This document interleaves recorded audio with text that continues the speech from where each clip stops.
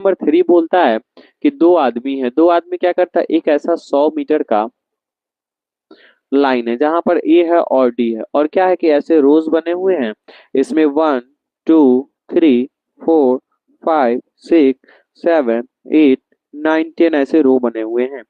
और इसमें दो जो है लड़कियां हैं जो दौड़ रही है, एक है दूसरे रो में, एक किस रो में है, एक है दूसरे रो में, और एक है 8वें रो में है।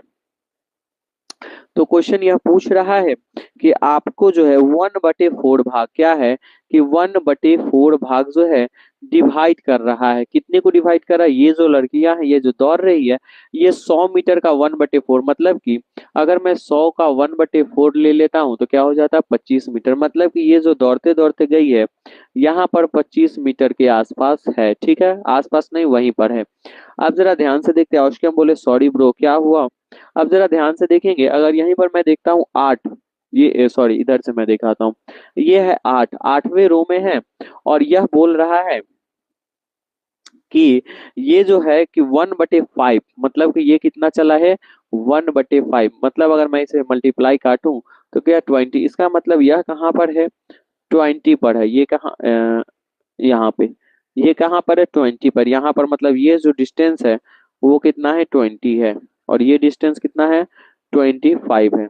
अब क्वेश्चन यह पूछ रहा है कि आपको यह बताना है कि वो जो दोनों पॉइंट है, ठीक है, आपको यह बताना है कि यह जो दोनों पॉइंट है, इस दोनों पॉइंट के बीच मिडिल सेंटर पे क्या होगा, उसका जो झंडा जो ब्लू कलर का गाड़ेगा वो यहाँ पर कैसे होगा। तो इस क्वेश्चंस को जरा ध्यान से देखिएगा, इस क्वेश्चंस को कैसे बनाएंगे। अगर देखो, अगर तुम्हें कोई एक ऐसा दे देता, यहाँ पर 1 2 3 4 5 6 7 8 9 10, और यहाँ रहता 10 15 20 25 30, तो यहाँ पर 5 रहता, तो तुम्हें मैं बोलता कि दूसरे रो में कोई आदमी यहाँ पर है, तो तुम कैसे निकालते। तुम सभी को पता है एक चीज, क्या पता है कि सबसे पहले हम लिखते हैं एक्स को, फिर लिखते हैं वाई को।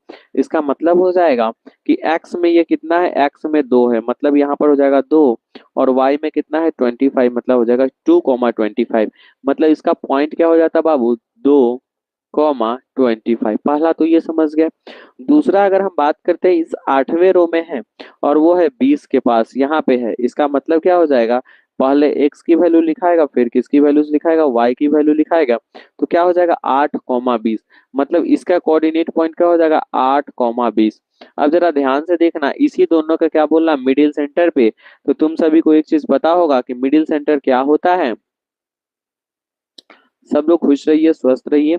अब मिडिल सेंटर क्या होता है बाबू, x1 y1 x2 y2, x1 plus, अगर यहाँ से मिडिल सेंटर क्या हो जाता है x1 प्लस x2/2, और y1 प्लस y2/2। अब इसमें x1 क्या है 2 है, x2 क्या है 8 है, डिवाइडेड बाई 2 क्या हो जाएगा 10/2 इक्वल टू 5, मतलब x की वैल्यूज क्या हो जाएगी 5 हो जाएगी।